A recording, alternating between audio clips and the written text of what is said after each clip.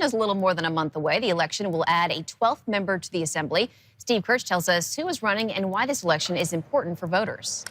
Rebecca, right now there are 6 people running for the North Anchorage seat. The seat encompasses downtown, Government Hill, Fairview, and now parts of northern Midtown and East Anchorage due to reapportionment.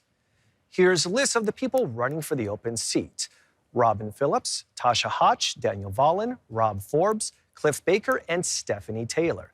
Taylor recently ran against Forrest Dunbar for the East Anchorage Assembly seat, but is now eligible for the North Anchorage seat due to reapportionment changing voting district lines. Therefore, she now lives in the new district.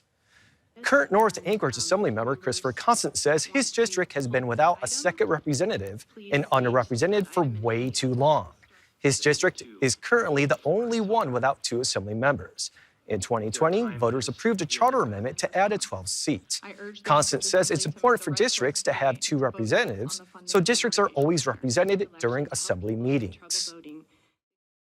What happens if I were sick or somehow predisposed? Then they, unlike everyone else, were without representation. And so my neighbors organized a campaign and effort to move the charter amendment, and the voters significantly approved it. The special election is not an at-large election and only applies to voters in North Anchorage. Even though Assembly members are nonpartisan and are not affiliated with any one political party, there has been a call for more conservative-leaning voices on the Assembly from audience members at Assembly meetings.